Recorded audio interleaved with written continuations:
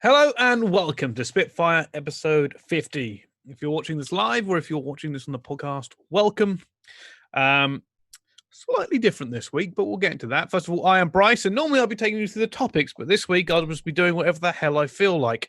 Joining me, of course, Brice Tunn doing production, but also this week the only other person on the show, because more importantly, there are no guests this week. It is just the two of us, and we've done that for a very good reason. Make it if we try.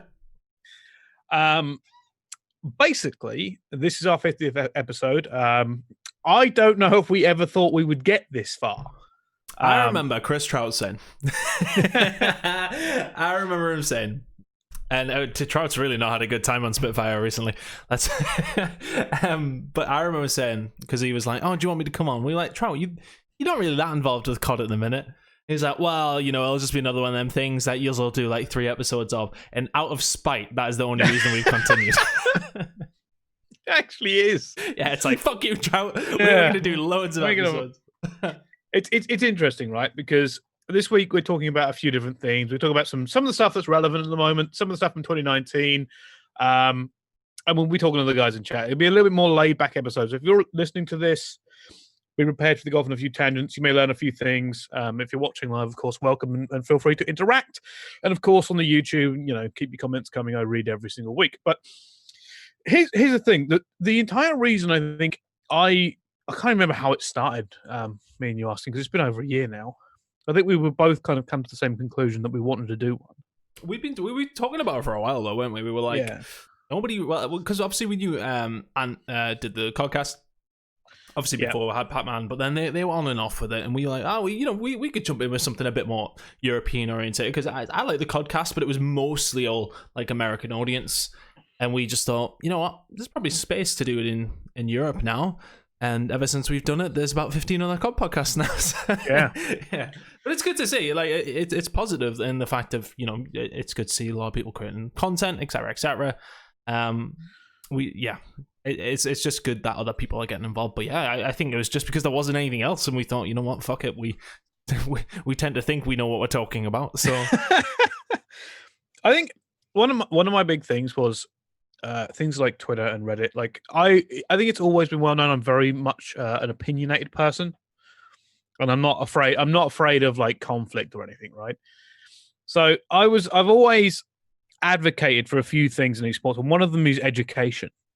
I think there are a lot of people in the COD community, in the fan base, who like to have their opinion, but it's difficult for me to convey on a Reddit post, or especially on Twitter with the character limit, the context of some of these subjects, right? Like I can't educate people who don't understand the background stuff. Like it was things like events and stuff. People don't understand how ridiculous events are. Oh yeah, I think that's one thing a lot of people don't sort of understand is how much these things cost. Yeah. So it was things like that, right? Like the ability for me to talk about it at length and have guests on who are knowledgeable and tell the stories of guests who come on and cover the news and give context to the news. And admittedly, Spitfire has been on this kind of weird journey where we kind of keep changing the format a little bit. Like some weeks it'll be very much guest driven and we're constantly hammering them. Some weeks we're just going for big big topics, like when we did the journalism episode or the franchising episode. And other weeks we kind of cover what's the most relevant thing happening at the time. We'll probably end up doing some of that this week. But I like the fact, in my mind, I can give like a glimpse at the very least into the inner workings of Call of Duty esports from somebody who's been around it for a while. And it allows other people to get that in as well. Of course, as well as you, Tom. Mostly you. No, I like talking. Yeah, well, I think it's one of these things though. It's like we've always like, I think with ours has been, whereas we do try to be entertaining to a point, we're very like, it's very like a factual thing. We don't like to talk about rumors too much. We like to sort of, I don't want to be conservative, because I don't think we are. I would say we're like, I don't know. It's hard to describe how we've sort of went about doing the show and like the style we do it in, but I like the balance we have. I think we need to stay true to ourselves and keep doing it this way. But I think the way we balance things out is good as well, like doing different types of shows and stuff, as you said, and it's going to continue going that way. I really, to be honest, for me, the ones I enjoyed the most was like the draft show and shit like that. I mean, stressed beyond belief while I'm doing them. Don't get me wrong. These are just like crazy ideas we come up with. Like, I think I dropped that one on you. I was like, dude, we're gonna do a draft. I was like, yeah, that's fine. We're gonna do a draft. And it worked. I think that worked. It was one of the more fun episodes. Do you know the biggest problem with that draft episode is like it got some feedback from the pros. Like obviously pros like lash back at it, and you know pros. If you ever talk to any pro and you don't claim they're the best, then they're just automatically just going to be like, oh, this is bullshit. It's whatever. I hate Hook, remember? So oh yeah. It's always like that. But the funny thing is, like fans were debating it, saying, oh, why isn't it X, Y, and Z? And I'm like, well, in my opinion, some of the draft made sense. Like when Octane went number 1, like I can kind of figure out why that is. Because we put like a different thing on the draft, didn't we? We said don't just do it in terms of like social media metrics. Yeah, we said from a pure playing perspective, didn't we? We tried to keep it that way, even though some people are like, you know, were matching people where they could in terms of like who would work well, etc., etc. Richard Buckley in the chat, thank you very much, my dude. We'll be talking about the wedding, I'd imagine, at some point. But yeah, we tried to keep it sort of sensible to that point, although. What wasn't sensible was the awards show. Not sensible at all. That was stupid, and maybe our least favorite episode ever from our standpoint, but one of the ones that got the most traction on social and everything else. It was. You can tell why clickbait works. It wasn't even clickbait. We just did it. Here's the thing: we didn't even like promote it that much. I just tweeted out the graphic at the end, and it's not even like a very clear graphic. Just tweeting the shit out, and it just went on for weeks. Just constant notifications about this fucking award show. It came up recently again, didn't it? Like Optic retweeted it. Oh, that was it. Yeah. Another reason I hate Optic Gaming as an ex-Optic fan. Just fucking. That's one of them. Bastards. Let's move on quickly because I want to talk about your wedding. Chris Tunn is married. I don't even have my ring on, bro. I'm in the house. What do you mean? Well, I'm in the house. I've been chilling on the sofa all day. I was like, well, I don't need to put it on. It's a ring, mate. It's not a fucking coat. It's supposed to be on. It's not like that, though. It's not like a. What do you mean it is? Shannon doesn't have hers on right now. She was like, well, no, I don't really wear them in the house. This is right. Chat, if you're listening right now, back me up on this. I'm fairly certain wedding rings are always supposed to be worn. Well, it is. It's not like a going out thing. You know, go wallet, key, wedding ring. But it's a piece of jewelry, mate. It's like it's a wedding ring. It's supposed to be a symbol of your marriage forever. You don't go, casually wants them indoors. Who gives a shit? She doesn't need the symbol. She knows that we're married. It's fine. We don't need the. I think what's happened here is Shannon has said, has accidentally gone out without a wedding ring. Goes, it's only because I don't wear it inside the house. I must have forgot. Shannon already is ditching the wedding ring, going out. I haven't. I've been out the house twice today and didn't wear it outside. But the only places I've been today, I was brutally hungover this morning. And I went. So today I've left the house to get Greg's breakfast and McDonald's, and that's it. That's all I've done. This is just like Christmas personified on top of drunk wedding antics afterwards, because obviously we're seeing family who I hadn't seen from the wedding. They're like, oh, congratulations, he has far too many drinks. And very hungover day. Here's something about your wedding I didn't tell you at the time because I didn't want to make your mum feel bad. Oh Christ. You know, when I first met your mother, she almost knocked my teeth out. Did she? Yeah, when she went to hug me. Oh, did she shoulder you? She shoulder checked me straight in the mouth. I had to check subtly that I wasn't bleeding. Tracy Tunn, an aggressive woman. She was slightly tipsy. Oh yeah, we were all a little bit tipsy, but I was okay. But we were all like, we'd been there since 4 or 5, so yeah, we were all quite far gone at that point. Yeah, obviously all of this means nothing now because apparently your wedding rings mean nothing to you. I cannot believe you don't wear them all the time. I thought that's what they were for. You get like a comfortable single band thing, and you just wear it all the time. Well, it is comfortable, but it's to the point of like, well, I don't want to sit here and like if I'm typing and stuff like that, it's just I don't know. It feels like you're supposed to get used to it. I'm not used to it yet. I'm not used to it yet. But I was about to say if anybody in the chat has a wedding ring, but there's not many married people in here, I don't think. And that's not a slight to our chat. That's just our demographic of not that many married people at this age. Any other married people, please back me up on this one. I know Richard Buckley was backing me up, and I know he always will. But Yeah, I thought it was right. Well, okay, Cerberus is engaged, but you won't have it yet. But you'll understand when you get to this point. It's like, well, you don't need to wear it. Do you want me to go and put it on? Is that what you want me to do? No, I just can't believe that you're doing this. Surely that means you're more likely to lose it. Like, I can understand if you were doing something like, I don't know, welding or working on something that could, deglove your finger. I was out on the bike. I didn't wear it on a bike because when I'm like, you wear gloves though, don't you? Well, yeah, but it's about like if it gets trapped. It's like, I mean, look, it's unlikely, but you don't want to put the risk there. I wouldn't want to come off and smash it against a rock and ruin it. Like, I know I'd be wearing gloves, but it's still like, So let me get this straight, right? So you don't wear it inside. Not really, no. Yeah. So you don't wear it when you're mountain biking. Well, if people are around, you didn't bother wearing it when you went out twice today. No, but that was literal. Did I go to a sham wedding? It's not a sham wedding. Well, Miles even asked me, "Did you consummate?" After the wedding, I was like, didn't you put that in the group chat in the morning as well? He asked. Yeah. And I answered honestly. Brilliant.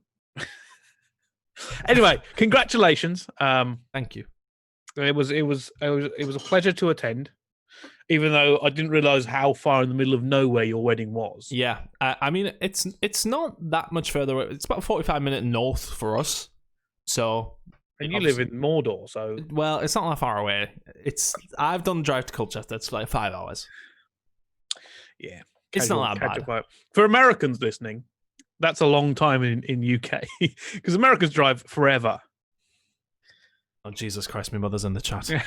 Mama Tunn, brilliant. You're drinking. Have you took your ring? He isn't wearing it. He isn't wearing his ring. He doesn't. He barely wears it, according to this. I'm not wearing it in the house. In the house, when you go mountain biking, or when you've been out twice a day.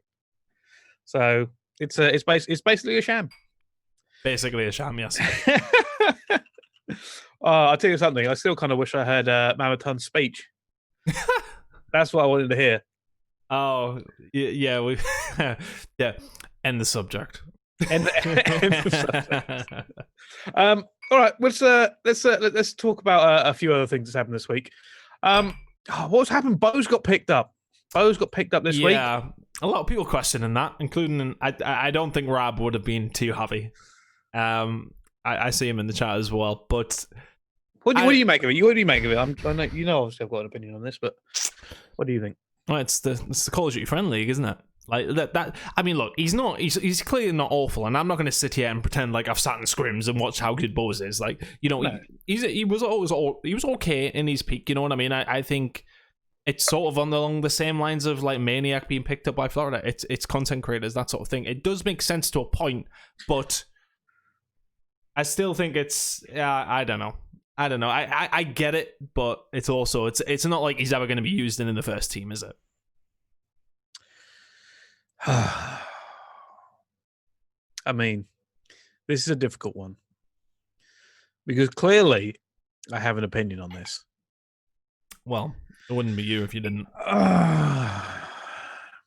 It's difficult, right? Because it's the Huntsmen and it's Hex, and I like both of them. And I don't fully get, and I hate the excuses. I think it's the excuses around this that piss me off more than anything. It irritates me because here's the main excuse. This is the first thing we'll talk about. Oh, he's not going to play anyway. Great. Fucking great.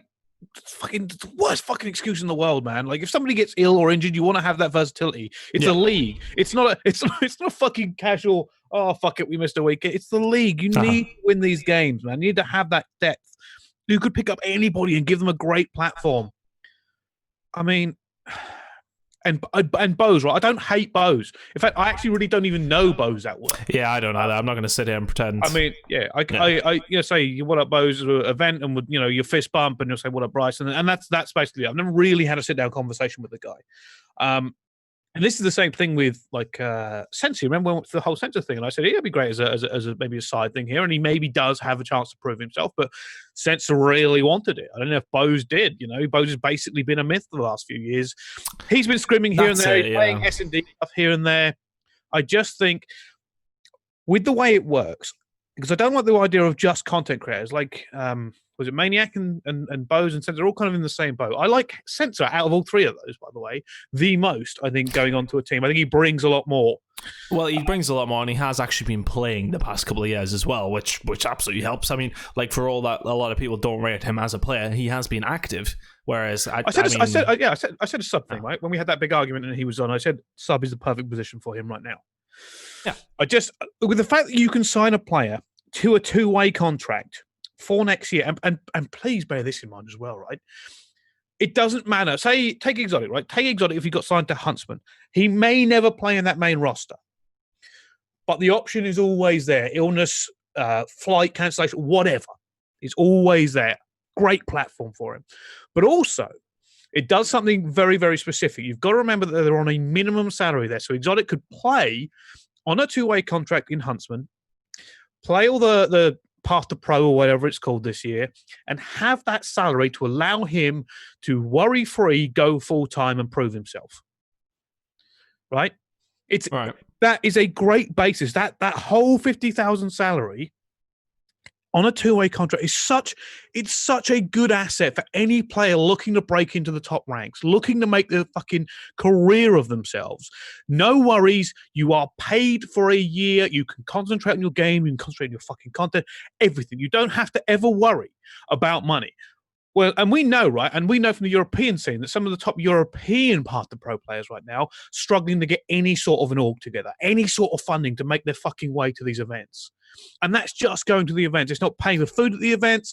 It's not their fucking equipment. I mean, the ones at the very eating on a day-to-day basis. The ones at the very top end. That's what pisses me off. Yeah, the ones at the very top end are fine because of the funding that they will get from the CDL. But then again, you would still like representation. You still like these guys aren't getting salaries, etc. It's not even about Bose. It's not even about Bose. Right? It's just in general, isn't it? It's not. I think it was a backfire, and obviously Hex couldn't respect him more. And I'm guessing he just wants to get that same vibe going he had with Optic. Right? They're a family. It's very important to him. It works. It recognizes with the community. It's great for that. It really is. But there is a part of me that just goes, there is a player now who does not have access to that funding, who would crawl over broken glass for the opportunity to make it into this league. Yeah, that's upsetting. That upsets me more than any of the rest of it. I don't give a if it was Bose or anybody else. Like the Maniac thing's the same thing. It's upsetting from that point of view. But yeah, it's opportunity. It's an opportunity that could have went to somebody young and hungry. Like, you're very, very right. Like, I think we've said time and time again, some of these sub decisions we personally would do very differently. And I think there'll be reasons behind it. Look, I mean, we're on. We're never questioning anybody, it's Hex, but at the same time, a couple of people would sort of wonder as to why that would happen. I'm sure he has justification. Yeah, he'll have his reasons. He'll have his reasons, absolutely. But it doesn't mean I agree with them. It also doesn't mean that Hex is always right. He could probably come in here right now and give us a very good argument to why he's done it, and it probably something along the lines of content creation, brand management, and he was probably thinking of bringing Bose into the Huntsmen anyway. And if he's going to do that, obviously he would give him a job somewhere in the Huntsmen. So why not do two bows with one stone? For what he probably sees as a sub spot, he's not going to get a lot of use out of. Yeah. That's how I think he's justified it. But from the outside in, it is that kind of like, holy shit, that is, 50,000 is not a small amount of change. It's not, No. Imagine you have 50, I think it's it's well above the average wage in America, I would say. Imagine you could just you had that guarantee. Didn't have to do anything for it. Don't really have to do anything for it. And you could go and you could just go, right, I just want to do what I want to do this year. I can just go do exactly what I want to do. And if you're a player, that's play. The average wage in the US is, what is that? $47,000? Yeah. That's quite high, actually. It's just I don't know, man. I'm probably too worked up about it. It's probably one of those things where, I don't know. It's difficult because I understand there are sides of this. Yeah, I as people are saying, like, add up the Twitter followers of all the Huntsman players, etc., and all the staff. It makes sense to a point. It doesn't make sense for the reasons we want it to make sense at times, but different reasons for different things. And I said it's nothing on Bose specifically. It's more your point that it could have been one of these young, hungry players who is then ready to get their teeth into, a potential opportunity at some point. Not just, he's not there just to collect a check. He does offer some value. So because he's still got a following. He still sells merch. Like, I'm not denying any of these facts. 100%. I just dislike the fact that that's how this apparently works now. Yeah. But you know what I wanted to talk about? Go on. Tournaments. And how it's not leagues. Yeah. League matches. That was fucking... forgot about that. I know. I was thinking we hadn't mentioned it even in the pre-show, so I was like, that's why I slid it in. Fucking thank God. Thank God. Because one of my big reservations about it, and we haven't really spoken about it too much, was that nobody really gives a shit about league matches. Nobody really cares that much. So it's difficult. Do you know why, though? I think it's the way they're covered. I think so. Yeah. I think it's, if you watch traditional sports, people will break down a match for fucking ages. Like they'll cover it again on Match of the Day. It'll be covered X, Y, and Z, X, Y, and Z. Because of the league format, it's like game. And as soon as that game is finished, you're on to the next game. And people are looking forward to the game after that, and like over and over again. It's not like it's given much credence for it. So it's not like, football game. My dad's been bleating on about the Leeds game the other day. Yeah, it was apparently very good. I think they won like 5-4 in the last minute or something. Yeah, anyway. Yeah. But they have to. By the way, one of the I was going to talk about this later. We're going on tangent inside a tangent. Do you know who I do want to get on? I do want to get on Adam at some point. Adam Apicella. Yeah, I mean, I'll just sit back and watch you two, or listen to you two argue. Well, here's the thing. Here's the thing. Here's the thing. Fuck it. I'm going to say this anyway. Me and Adam have had disagreements and conversations in the past through our work, mainly in the Esports Awards and some stuff on Twitter. But nothing like big or anything. So it's just minor things. It's interesting because and this is going to sound so bad, I've always thought he doesn't like me very much, and I have no idea why. No, I get that impression from Adam as well, but I think that's just Adam. I don't think it's like... Which, it's crazy, right? And this is the worst part. If you think about how Adam is, and you think about how I am, our biggest interests, like events, work lifting, and just the general way we are, we should be like best mates. I know, and you want to be his best mate. Mate, he is freakishly strong. He's freakishly strong. But I do want to get him on the show because events to me are fascinating. And if there's anybody who can give more of an insight, like, so I have some insight. I've run events and been involved in big events. But to be the main tournament operator, like the head of league ops for MLG, I think that was his job. I just think I could pick his brain for hours. And I'm sure I would say things, and he'd probably have to play the corporate line a little bit more. But he's the person I will try to get on at some point. He's a big fan of mine. I don't know. I genuinely don't know. I had a drink with him when we went out to Texas. I said hello and stuff. So we'll see. But then again, who would think, that I'd be friends with like Richard Lewis and Thorin? So it's one of the things people don't really realize that until I manage to get him on and I speak to him. Yeah. I think he is somebody to get on, but back off the tangent. Sorry, that was a tangent. I told it to be a weird episode. That's fine. I think this tournament's announcement though super important because, as I said, like I think you're right in the way that things are ran in terms of league matches. Like, don't get me wrong, because we obviously weren't involved in like league matches or anything last year. We obviously just did events, but obviously we'd watch the league games and stuff like that. But I used to, even in World War II, I would watch them at first and then get inherently bored after like a month and be like, well, it's like the problem with the way that this franchise league works is that there is no risk for these teams who come last, other than it looks bad, but you're not going to get knocked out of the league or anything like that. So it's not like oh my god, if they lose this, they're out of the league and they're going to have to fight back to get in next season, etc., etc. It's just... So you're just there. You're just part of it. So that's where league matches at times would look. They don't have a lot behind them. However, now that it's tournament based into a league structure, I know they didn't release too many details of it, but the presumption is you get points based on where you finish in the tournament on the weekend. That would immediately make the most sense. So that's going to be a lot better though, because then you can be like, well, they won this London event, they got through and beat these teams, and there's just so many more development storylines. It's much more entertaining for one. Could you imagine, like, last game on a Sunday is a game between 5th and 8th in the league that means nothing. Oh, I've always hated that. Always hated it. On a Sunday, last game of an event, like, means you're nothing. right. It drives lower viewer numbers. I think the other issue is, like, with the league structure, and they're still trying to work this out. They're still trying to work out with Overwatch. In traditional sports, there are several factors that obviously make traveling around a little bit different. Obviously, like, the big stadiums need to sell seats, NFL, NBA, the Premier League, all this sort of stuff. In esports, big events are rarer and they fill, but I don't know if you could fill a stadium every week, especially when my experience of a lot of events is that sometimes it's really, really good at the event, and other times I prefer watching it on just a screen I can see very, very well. Which is why I usually, when I go to big events, I will be watching from a green room or player lounge or somewhere where I can get up close to the screen and keep an eye on stuff I want to look at. And I find that quite enjoyable. There are exceptions, of course. Fantastic crowds like London and stuff. They make.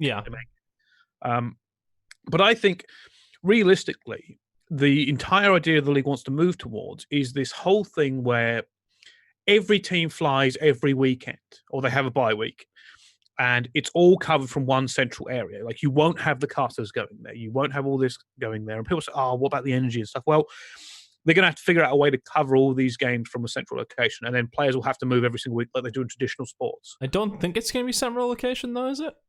For talent? I don't think talent are going to be central location. No, this is what I'm talking about. This is what it's moving towards.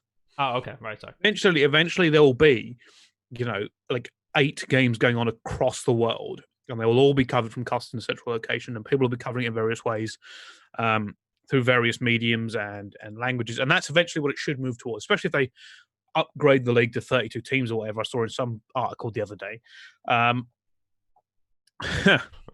Think about it. But obviously players don't want to travel that much. Well, unfortunately, we've been over this before. It's tough shit.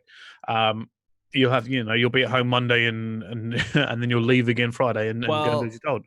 You can then sort of go with the caveat that you are literally, and like I am all there for justifying, like, it's not an easy thing to do. Be an esports player, like a professional gamer, is not an easy thing to do. It's practice, it's intense. However, the caveat is you are being paid hundreds of thousands of dollars to play video games ultimately. So, like, and it'd be the same for us if we were asked, theoretically, to cast every single one of these 26 events this year. We'd be fucking exhausted. However, we'd want to travel really well. Well, yeah, I know, but week after week after week after week, it would get tiring. Don't get me wrong. It's never not going to. Traveling, you're in different time zones, different country hotels. It would get tasking in that sense. Shannon would miss me dearly, of course. But at the same time, the caveat is that we are still talking about video games for pretty good money. So, like, you're sort of like, well, you can feel sorry for us or players to a point, but it's still like the players especially are being paid literally hundreds of thousands of dollars and or pounds to play video games. So that's when I don't feel so sorry for them to a point, because it's like, well, it could be worse. You could be working in an office for $30,000. So I'd take the traveling over that. I think sometimes a lot of people in the esports scene, when they complain, myself included, sometimes I'm like, oh, fuck this shit, don't want to do this. But then I'm sort of have to take a step back and be like, well, it might be a little bit easier if it ever splits into Europe American leagues. Yeah, I mean, is that not a step backwards though? See, I don't think it is. If it's done with all the stuff that's happening now with esports visas. Yeah, it's not exclusively American players, European players. So that's what I'm saying. It doesn't have to be that way. I think, especially considering like UK players would have to get visas in Europe anyway at some point. Yeah. If there was like, I don't know, 2 leagues, 12 aside or 16 aside or whatever it is, and the European teams were allowed to purchase North American players, and that's absolutely fine. I was just worried you're going to get your nipples out there and would be banned off Twitch. Then it's fine, because in historically in Call of Duty, there have been European players that have gone over to America and played the American side because the American side is bigger and has better competition. But with the money of franchise rolling in, it is not that far-fetched to say, well, we're going to have this American and he's going to come play for Madrid. Quaystar, you're now playing for Madrid. You are being paid well. We've got you a visa. You have to make the choice. Do you want to come over here for a year for, $500,000 or whatever we're going to pay you? Like, when players go to the Premiership or when they go to one of the Italian leagues, that's about where my football knowledge runs out. But, they move. Players move all the time. It's true. You get the older European players go over to play in America for some reason to see out their careers. Good money. And you have to accept that does happen. Yeah, and that's ultimately where I think it needs to go in that direction, and that's the only way it would work, of course. I mean, I don't see anywhere where if they did do an American and European league, that it wouldn't. That would obviously be the way it would have to be done, but then it has to become attractive enough for these European orgs, because ultimately the players are always going to be wanting to be in America, because that's where it'll always be seen as the stronger teams are. However, that unless you start getting North American players over to Europe. But that dynamic has changed this year a little bit, because there is technically North American players playing for European teams, even though all the teams are pretty much based in America. It's a weird thing.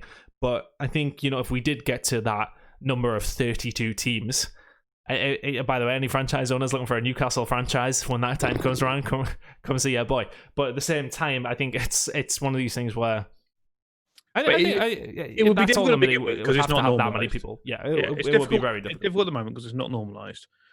But if it ever got normalized, it could happen. Like, take 5 years down the road, it's massively successful. We've now got 32 teams all over the place. Well, it doesn't make sense to always drag, 4 European teams over to America or 4 American teams over to Europe. And we'll go, well, fuck it, we'll split the leagues in. And then the European teams we're already paying for visas for America. We're already paying for these visas. Why don't we just cut out the middleman and get to this game? But this, of course, depends on how the CDL goes in the next few years, and how it moves forwards. Also, by the way, if you are listening, chat, feel free to just throw questions into the Twitch chat. We don't usually do it this early on, but we're spitballing this episode. This is an episode about basically whatever we want. We can talk about Spitfire. We can talk about us. We can talk about stories from the old times. Anything you want to talk about. But no, go on, Tunn. I had nothing else to say on this specific topic.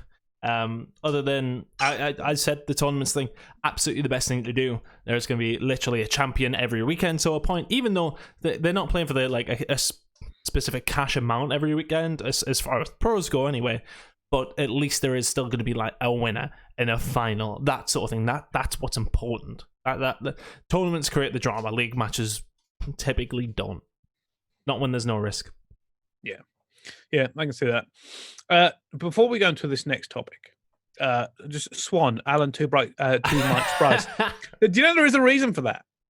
There is that. Yeah, there is a reason. It's got the talk back. Yeah. I can hear my own voice because this used to have it, but the mixer I've got right now, I think it's the lead. The 3.5 mil I had that used to go from my mic into the mix amp so I could hear what I sound like. I make sure I was close to the mic, or well, in fact, it doesn't really matter on this one. Doesn't work anymore. So now I have this one to make sure I can hear myself and stuff. I like when I cast. I know because it works for me as well, so I can hear how loud I am there. But that's why. Anyway, next topic. And I've just seen Phil tweet this big old Momo. Player of the decade. There are, of course, 3 candidates. Well, you for the purpose of this, don't limit it to those 3 candidates. I don't think, but I think they're good shouts. They're good shouts. Because I just think Gigante say Nate shot. I think realistically, it's. I had in my mind there is one person that you can't really. I don't think you can question that much. There are 3 people who are always mentioned in this category of the greatest of all time. It is Karma, Scump, and Crimsix. And this is the interesting part. Karma, because he's 3 rings, is the only player to have done it. Scump, because of his consistency in being good year on year. And Crimsix being the most winningest player of all time. I already think it's Crimsix. And a lot of people say Scump. I've always leant the way of Crim. Because while Scump has been at the top probably over a little bit of a longer time, I think Crimsix is just phenomenal in what he actually did. If you look at what he actually did, he came in and just started fucking dominating. I think it's Damon. You think it's Damon? Neither of us think it's Scump. We're going to get fucking lynched. Right. I'm going to have to put Scump above Karma, even with the 3 Really? rings. Yeah. I would put Scump third.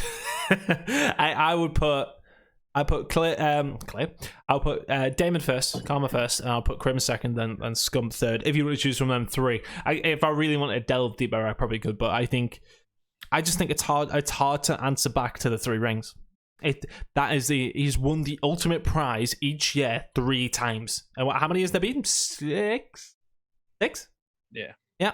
So he's won half of them. You know what? This is a controversial topic. And here's how we're gonna. Here's what we're gonna do. Oh God! And this is the first time we have ever done this.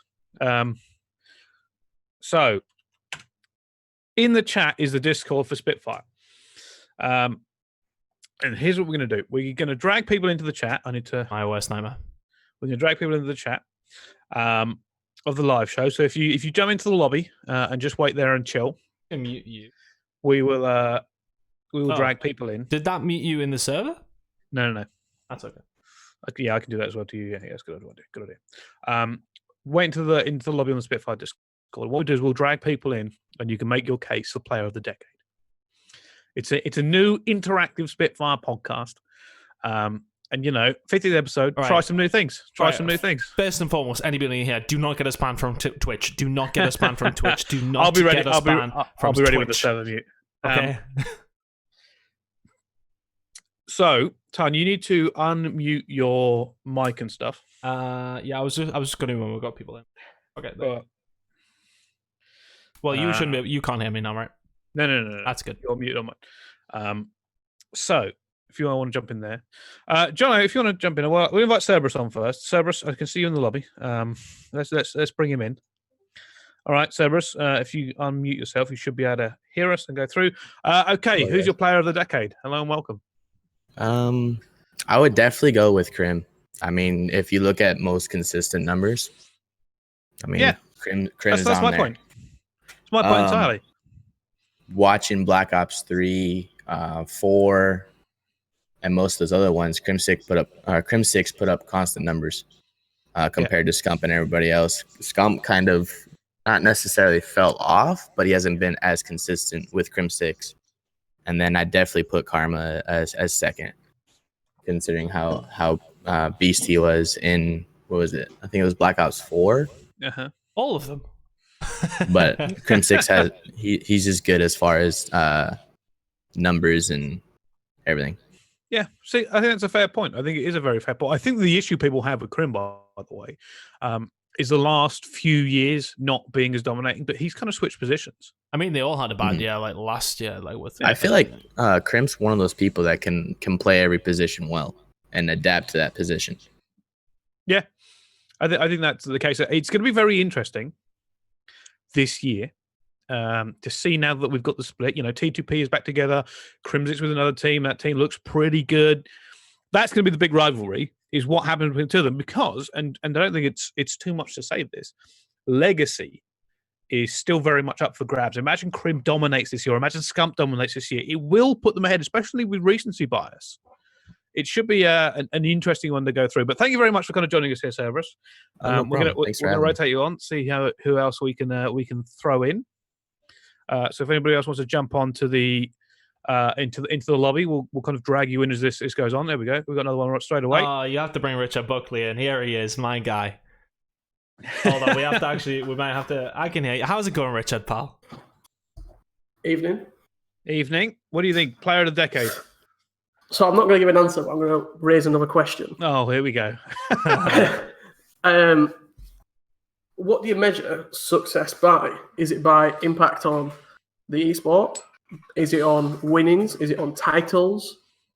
Is it on bringing your other players to your standard and making people better around you?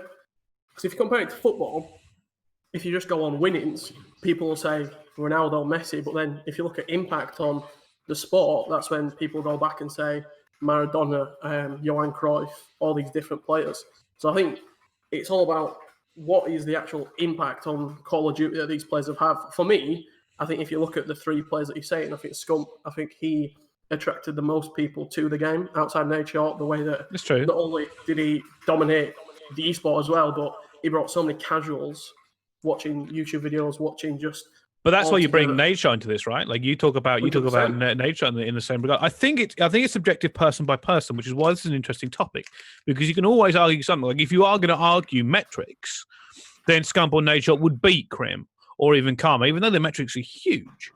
But that's it's. I think it's a very personal thing. It's what you weigh higher. For me, being around for like the Crimsix era, majority, like just seeing him come in and do what he did from a player point of view, not just necessarily the branding, because branding is another thing entirely. And are you going to say some players are better players because of their branding? Like, I don't know, say Dylan, for instance, right now, his impact last year, fantastic for Reciprocity. He didn't get the numbers, but at the same time, nowhere near as popular as other people who came in because of the teams they joined, the brand that was already there for them to build upon. It's very interesting to say that, because also branding is subjective. It's difficult. Like if you join Optic, you get 50k extra fucking followers the day you join. Does that make you a more successful person than somebody else? It's an interesting question that you bring up. Yeah, I just think success, it's measured differently. And that's just something I want to throw into the discussion. But great show, chaps, and we'll see you soon. No problem. I hope so, Richard. I hope so. I've dragged him, he's gone. I see Jono and Swan want to jump in. If you guys jump into the lobby, I'll drag you in, whoever jumps in first. Although I am terrified of it, because I know the two of you. I've never been scared in my life. No, and again, like I said, this is a very subjective thing. Like you tweet that out and people will be mad at you. Either way, like I guarantee, right? If I tweet out Scump, people will be mad at me. If I tweet out Crim, people will be mad at me. If I tweet out Karma, people will be mad at me. I could just pick a random name and people will still be mad. I feel like there's not many people in the Karma camp in this show right now. Well, it's because you're wrong. Well, you just said it's subjective. Yeah, it is subjective. Jono, hello and welcome. We're going to talk about player of the decade. Can we get Swan in as well, please? Where's Swan gone? Oh, he's gone. We could do. I don't know if Swan's there. He just left the lobby. No, okay. He feel like I've been stitched up, but okay. Oh, there we go. He's back. Okay, we'll have the pair of you in. Thank you. Right. Do not get us banned, for God's sake. I'm feeling a bit of resentment here from Tunn. Right. Okay. Make your case for player of the decade. Okay. I just think I think having Scump in your top 3 proves to me that Tunn sold his soul here. That's all that is. Firstly, this is off Phil's tweet, and we were basing it off that. I think not putting them in the top 3 is not out of the question. I think that if you take away, it's understandable that I think Scump's teammates have found success with or without him, whereas Scump's only found success with 3 specific teammates. Yeah. Has he though? Yeah. Which specific teammates are you talking about? He also found success with Aches, but that's because Aches is better than anybody else. True. Which teammates are you talking about then? You're talking about Crim, Formal, and Thingy, yeah. Yeah, but what about what was? I genuinely believe that if you was to what put was the X Game team? It was you was to put you in that team, Brice, I think that it doesn't change how much they win. I think it does. Genuinely, I think it would. I genuinely believe that.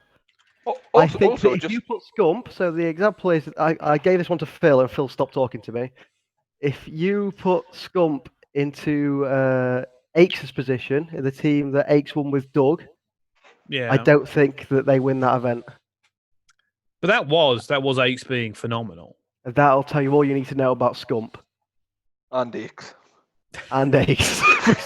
Sorry. Can we change so subject? Here you go. Scump won X Games without any of those. He had Nade Shot, Clay, and Proof. Yeah, that was X Games, Bruce. Another tournament that Nade Shot's girlfriend put on for him. True. What? It's the X Games. He's won 2 tournaments. He's won 2 tournaments that Nade Shot's girlfriend organised for them. I have no idea what you even mean by that. The He's tournament, I can't remember what totally tournament it was, but the one where Nadeshot's girlfriend bullied Aches. That was the only reason they found success.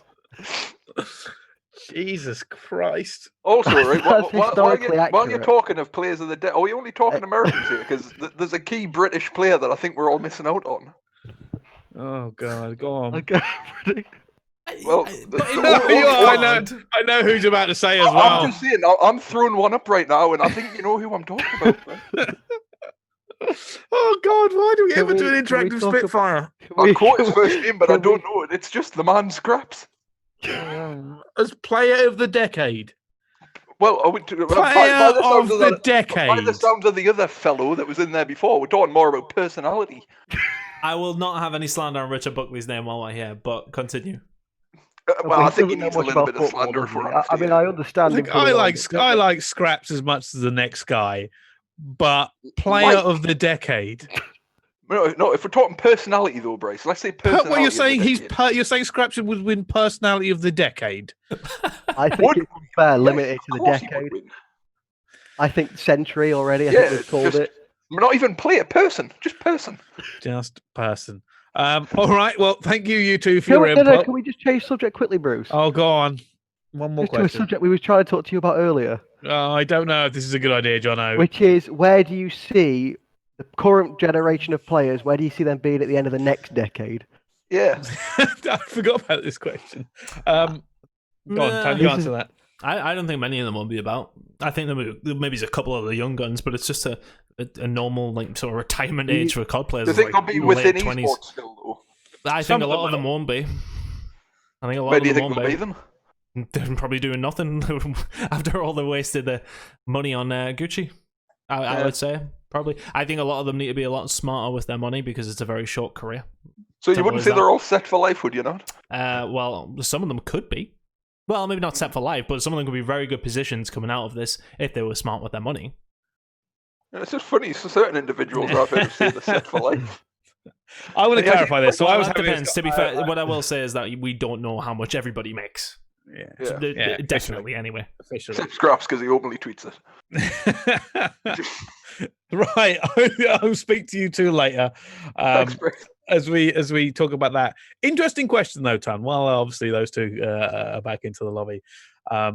Where do we see COD players in the next decade? You said you don't think very many. I think you're wrong.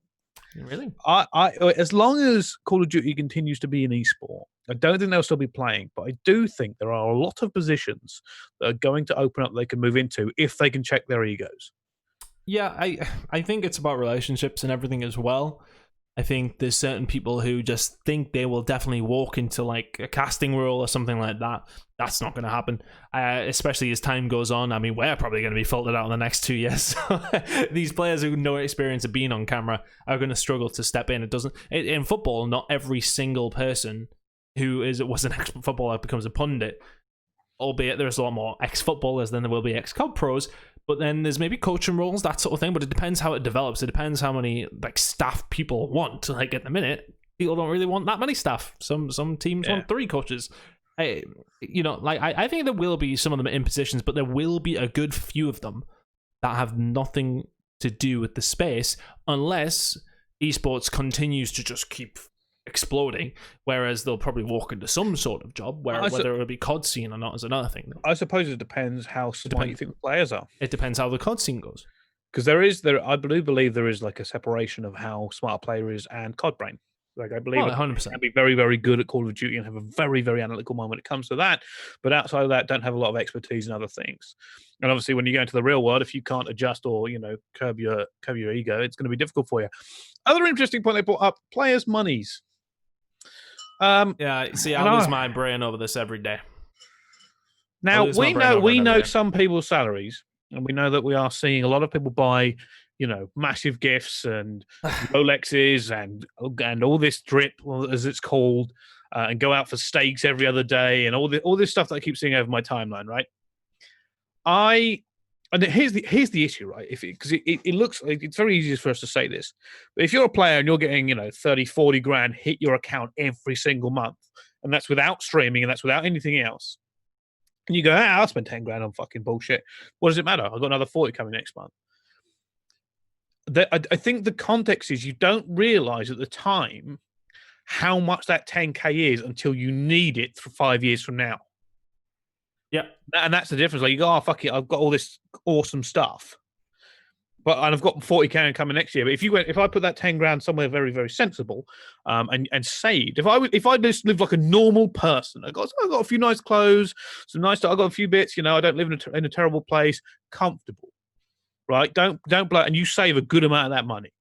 Within 6 months of a lot of these players' contracts, they could be probably putting a lot of money down onto property, and putting it into various ISAs and putting it into bonds, and stuff like that, and then later in life, and they don't have that, oh, holy shit thing, I'm in serious trouble now because it's been 3 years, and although I made 800 grand from the Call of Duty League, I did spend a lot of it because I would just go out and eat all the time, or I would just buy shit all the time. And then there is, by the way, there is no step down. There's nobody in the world that goes, yeah, I've got everything, it's fine. And then the next month, oh shit, I've got no income, and they just stop their lifestyle. Nobody does that. It's very, very difficult for anybody to kind of come down from that level. And I worry about these players in that regard, because nobody is telling them how to be sensible. They've probably got some family and friends and parents saying, "Oh, you should put it into this, and this," and they're going, "Yeah, I'll put a few grand into it.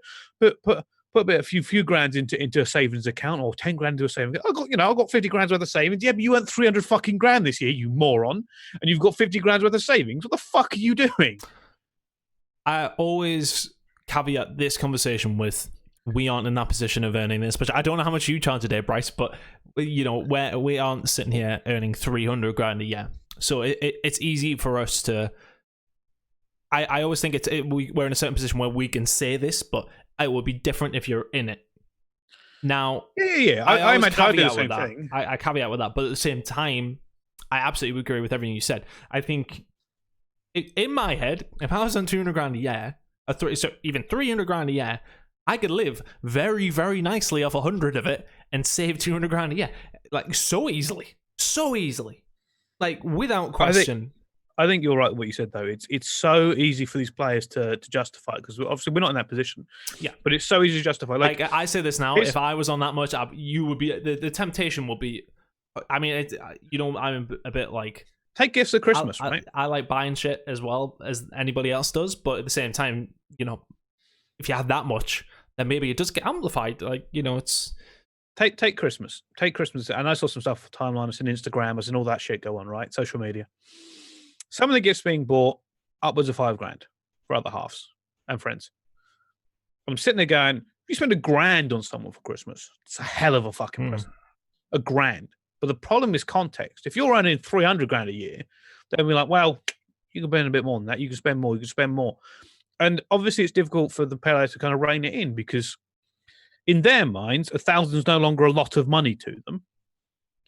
And that's possibly going to go for the same for other, and they want to spoil people. I understand that. And they want to buy you nice things and all this sort of stuff. But it's, again, like I said, you're not living in the same world as a lot of other people. Like imagine Tunn, this Christmas you had to spend, and ignore the wedding. Imagine you spent, your missus is expecting 6 grand's worth of presents. 6 grand. Hell, even spending $1 grand this Christmas, you'd be like, it's a lot of money to spend on Christmas for one person. Mm-hmm. It is. And I'm not having a go at players. Do what you fucking want. Honestly, if you're a player and you're listening to this, do whatever you fucking want. I don't care if you gold plate your ankles or whatever the fuck you want to do, right? You go out there and you spend your money. You earn it. I'm not going to tell you how to spend your money. I'm just telling you that, and it is a cliche, right? It is a fucking cliche. That in 5 years you might be going, fuck, I could do an extra 100 quid. I could do an extra couple of grand. Because that day eventually will come. You might think, even with your most frugal fucking financials, some of you, it's never going to be enough. Not even when you got NFL fucking pros who earn 100 million during their career and they've gone fucking bankrupt. Don't sit there and think it won't happen to you, because they didn't think it would happen to them, and and there's not a different boat here. At least these NFL pros probably went through like college and shit, because they had to play on the college team before they went to the NFL. Most of you stopped going to school when you were 16. You haven't got a higher education. You don't have anything to fucking fall back on, and you're not earning anywhere near as much as them. So your lifestyle, obviously you're not buying Lambos, but you're still living a lifestyle above possible future means. It doesn't mean that all of you will be shit, But it's just a difficult thing. It's a difficult conversation to have that with a player. Like, you can't even tell them because they're like, fuck it, I don't care. I know. If I was, I think, if you got everyone, we have our sensible heads on here. It has to be said, and the thing is though, it's the image as well. Like, people get carried away with it. Saying that though, like, the people you see don't get carried away are like, people like your Scumps, people like your Crims. They buy nice shit, but at the same time, you're not seeing them go crazy. Oh, like some buy a fucking great Porsche. Yeah, but at the same time, like, that he has earned a shitload of money, and he has bought that because that's something he enjoys. But you don't see him like spend a shitload on like Louis and shit like that. But like, it's a really good point. Think of some of the biggest earners in Call of Duty. Yeah. Like, maybe you just don't see it. Maybe you just don't flex it. But Clay, they don't flex it. And if they're not flexing it, they're probably not buying it as much. I just think that, like, for me, I think if you're a Call of Duty pro and you can come out of this and a house paid and a good chunk of savings, like, you have to think of fucking pensions and everything. Like, these are like, people are like, oh, I'm 23, I don't need to think about this. No, you fucking do need to think about this, because it is not a long career. If you could do this, play until you're 40, then, you can maybe be like, well, maybe don't save now, save a little bit down the line. But it's not a career that is that long. Most of these guys will be in this scene for what? I'd say, as it keeps getting more competitive, maybe 6 or 7 years. Yeah. I think that's probably a fair estimation. Oh, you could be gone. Like nothing. Yeah, you could. There's plenty, but I mean, like, I don't want to take them, like, slander or anything, but like, look at Ferro last year, started 100 Thieves. Now, I mean, it doesn't have a team as far as I'm aware. I'm be completely wrong on that, but like, players like that who, and I'm not saying he spent his money or something. He's just an example of a player who was earning good money, but now is probably not doing so great. So, like, you have to think that could happen. That could happen to you. And I just think that you need to be so careful with this sort of shit, man. It's a lot of money, and you're doing great, and I love to see everybody earning this amount, but you have to think your future life and the length of your career. You could, if you could walk out, have a house paid for by the time you're done, not have to pay a mortgage on a nice house for the rest of your life, is a massive thing. And like, you could have a job and live a pretty comfortable lifestyle on like a very average job in the UK. Some of these players could very easily buy a house outright by the end of the year if they live correctly. Oh, 1,000,000%. 1,000,000%. But the problem is, I don't think buy lots of houses. Property ladder is really good. I just googled some house prices up, obviously not around London, but further north, and I'm just thinking where a lot of players are from, by the way. Oh yeah, it's cheaper. Further north than London. I'm sitting there going, with the wages, it could easily be bought. Let's change topic. Fuck it. Let's pick a random topic from the Twitch chat, because that one was actually from Twitch chat as we go through, and see what else people think we should be talking about now. Is there anything we've missed? Anything you want to bring up, Tunn? There's nothing particular. I think we've covered a couple of things from the CD. I think we should do a Spitfire best of, maybe. Yeah, that might be something worth doing. Yeah, you can do that. God, you're the get your editing together. Yeah. Oh no, I meant there's in like a topic of conversation right now. Oh, okay. Well, best of Spitfire. Possibly. Yeah. I think I'll tell you something. I do want to say thank you to everybody who's been on the last 50 episodes. Big shout outs to the regulars. People like Bring Reedy. back Jordan Reed. Reedy. Where's he gone?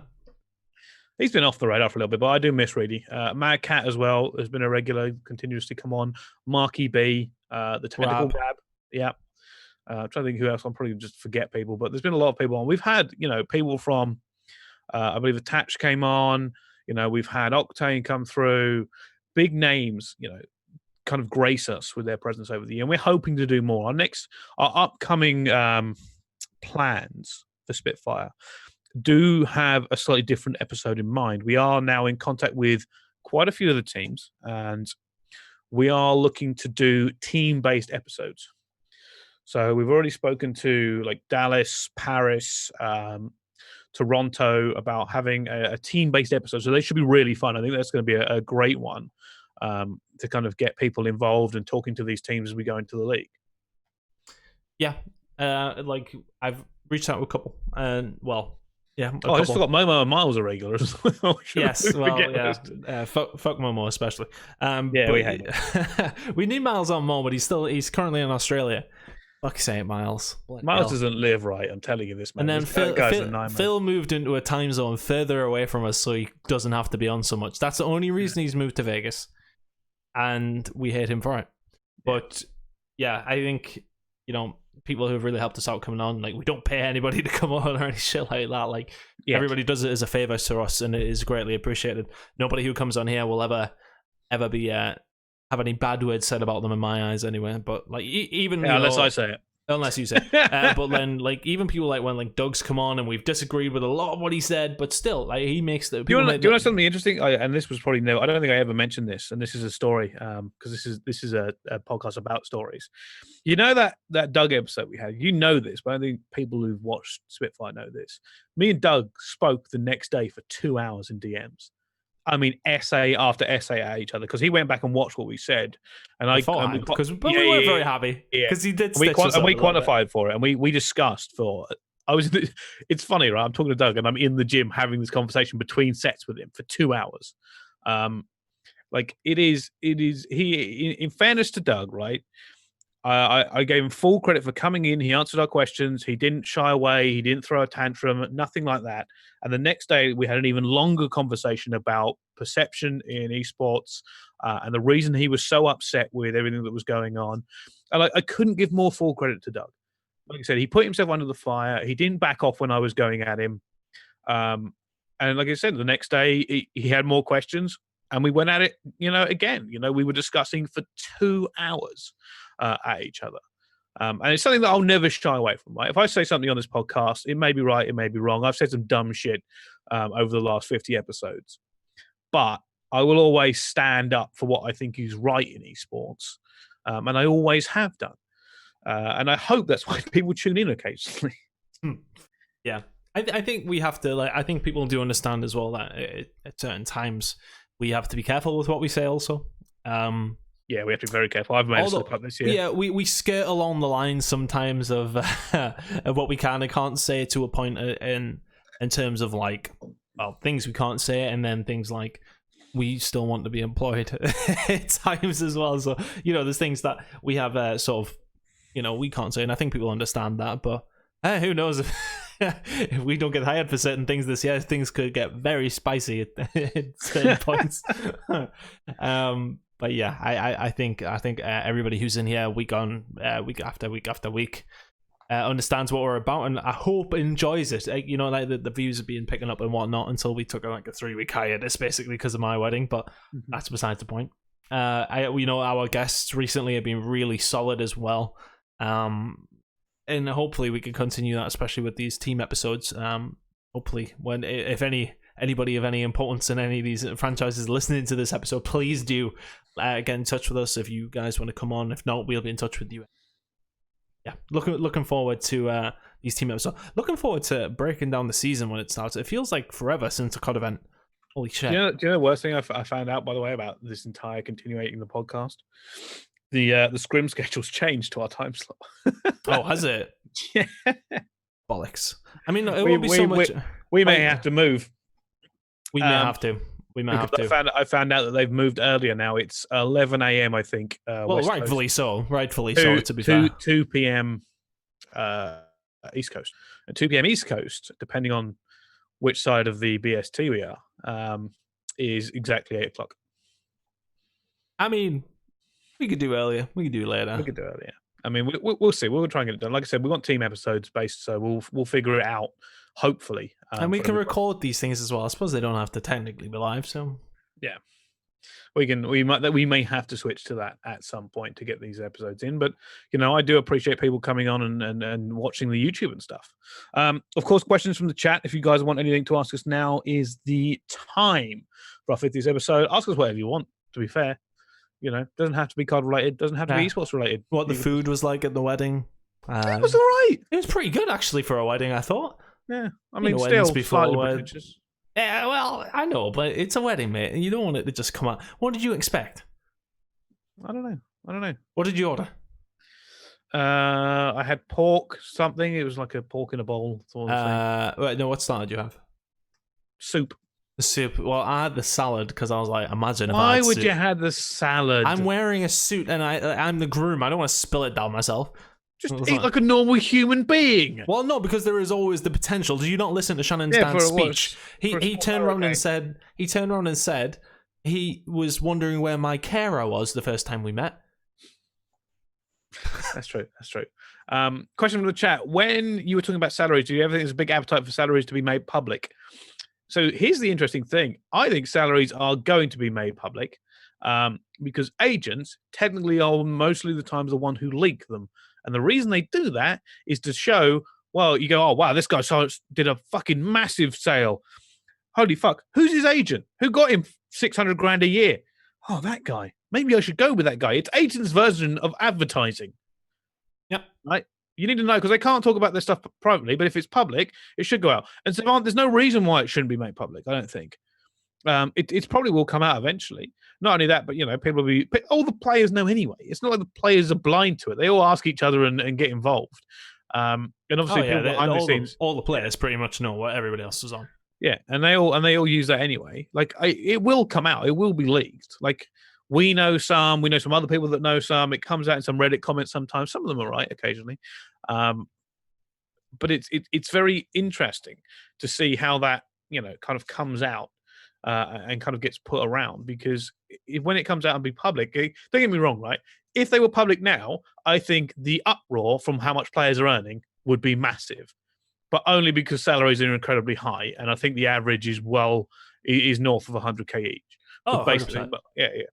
But yeah, we'll see. We'll see. Will you tell the public how much you earn? Yeah, so slightly different though, because I'm not a public figure, and technically being a public figure, under the BBC and stuff, the BBC released theirs, but the player thing, their salaries. I think it's different when you're a freelancer. In sport, the payment thing is very different. Because obviously, like I said, it will be leaked for agents, so it is going to be public, regardless of whether you want it to or not, because agents want that money to come out.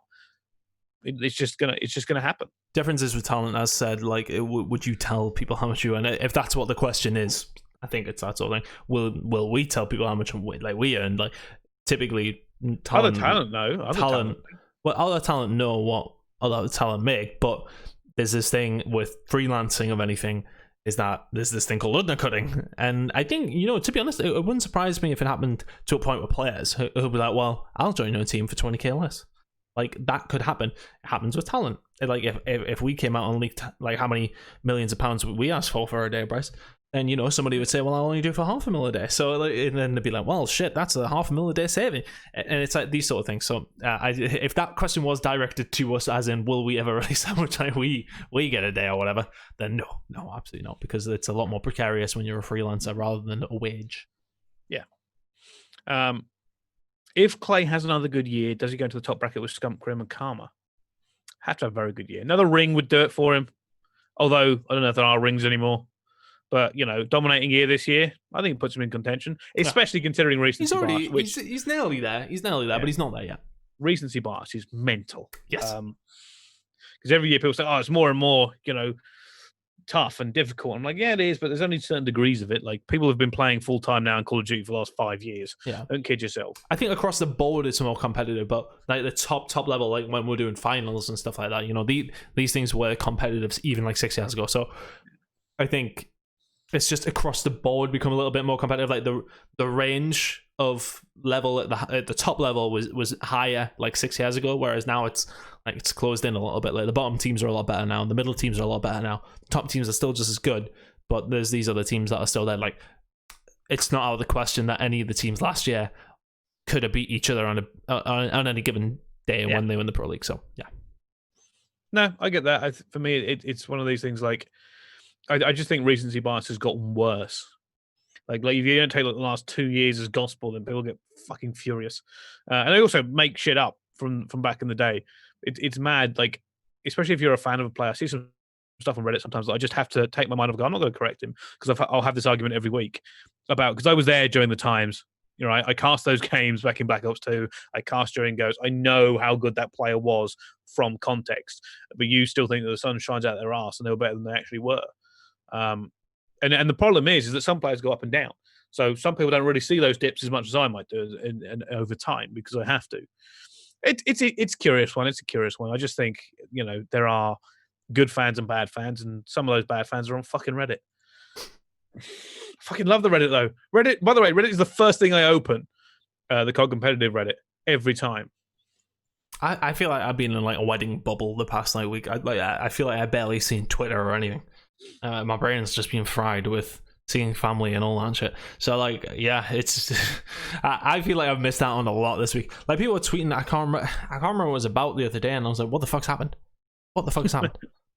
You know what everyone was tweeting about last night? The NFL. Everyone on my timeline was talking about some bullshit that happened. I was like, I haven't fucking clue what they're talking about. I haven't got a clue. I don't know where to start, Bricey. No, I've been trying to follow the NFL more this whole year, and it hasn't really worked for me. They're just not great. However, the team I kind of picked is Houston Texans. Top of it. Love that. Any NYA plans? This is what I was going to go with last. I'm actually having a costume party. And I'm going as picture, send me a fucking picture. I'm not going. What are you dressing up as? I'm going as Goku. Although the issue being is since my injuries, I have put on 18 pounds, 16 pounds, I think, something along those lines. I've put on 16 pounds in weight, mainly through, and I'm not, and this is a fucking horrible tone to bring towards the end of the show, but mainly just because of how much it's devastated me mentally.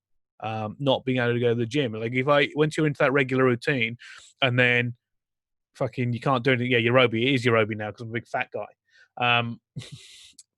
Unfortunately, putting on that much weight and stuff and not being able to walk places and stuff because of my knee, and then fucking my shoulder went, and unfortunately I've done tendons in my elbow. Means I couldn't go to the gym for anything. My entire left side is fucked. And just do your right hand side. Just be like one punch. That's the issue. You can't go to the gym like that because it's a muscle imbalance. They'll just hurt you down the road. So yeah, that's a kind of a somber tone. I wasn't going to mention it. I really didn't want to mention it because I was going to put out an Instagram story about it to talk about how. And by the way, for me, especially with my weight, devastating. Just for me, I'm like 268, 270 pounds back again now. I went down to like 250. It's horrific because I've always been a big guy and I don't want to be a big fucking guy. I don't mind the muscle. I just really hate everything else. And that years of fucking building up strength and shit has obviously gone down the pan the last few months.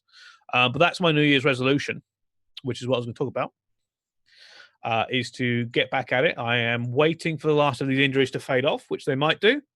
I'll just actually check my elbow there. My knee feels better. My elbow is like 95% better. Don't do what you do. Don't go straight in and lift fucking ridiculous heavy weights. You got to take your time, Alan. All right. I'm going to bleed myself in, but the problem was I was making such good fucking progress, and then obviously that was too much. The problem was when I did my knee in, I didn't really slow it down, and then when I did slow it down, I just did. I went because I couldn't help it. Right in my mind, I was like, I just need to push. So I was going every day. I was doing push and pull days every fucking day, and obviously that constant heavy pressure on my elbow fucked it.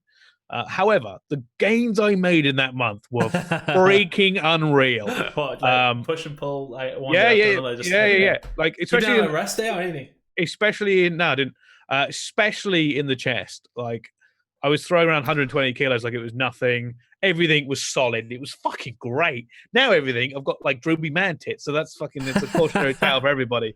But my plan for this year is to get down to 230 and be the lightest I've been in 5 years.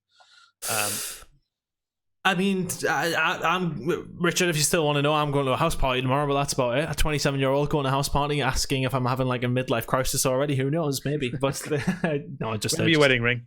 I will be wearing my wedding ring. I promise. But no, I think it's just a quiet one. I feel like the older you get, like New Year's becomes such a nothing thing. I just like having friends around and drinking. Well, yeah, that's all we do. Like, honestly, I don't go out anymore. I just have people around. That's literally what I do now. I make food and have people around. Even when I was younger, going out was a mug's game. It is. You just like you know what I don't get about going out is like, and Gooch still does this. Like he's coming up to Newcastle to go on a night out for New Year's. Yeah. I was like, mate, you're gonna spend so much money. It's like I don't mind spending money on shit, like on things, but I hate spending money on drink. I hate doing it.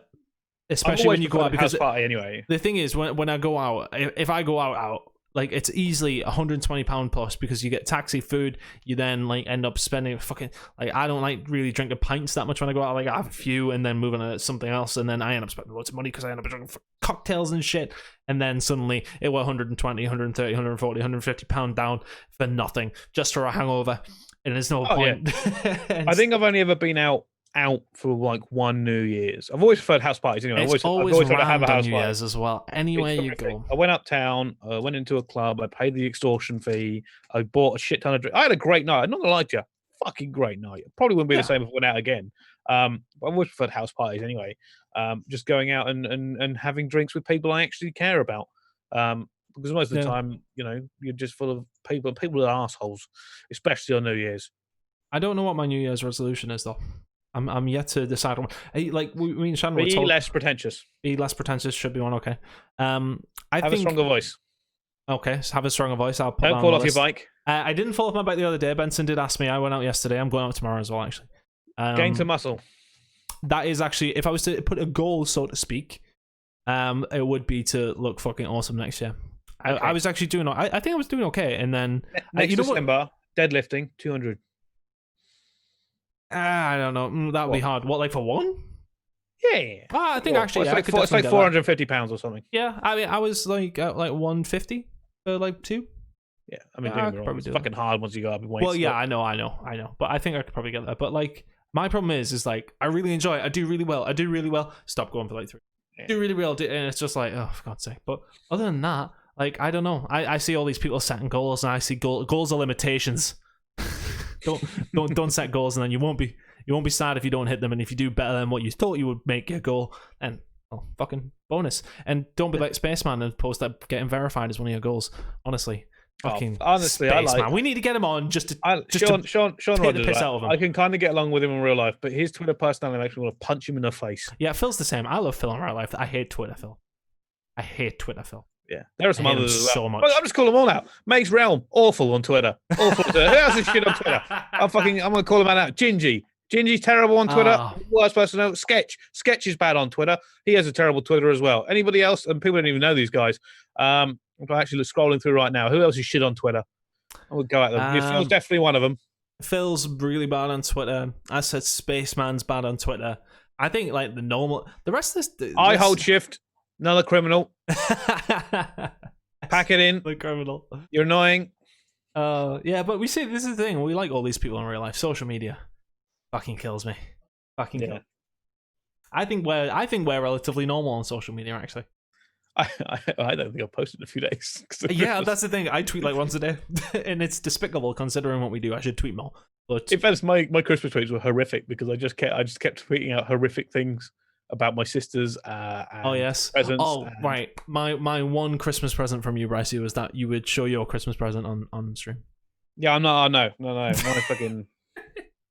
It's over there. Please, come on. No, we're not going to talk about that. What we going to?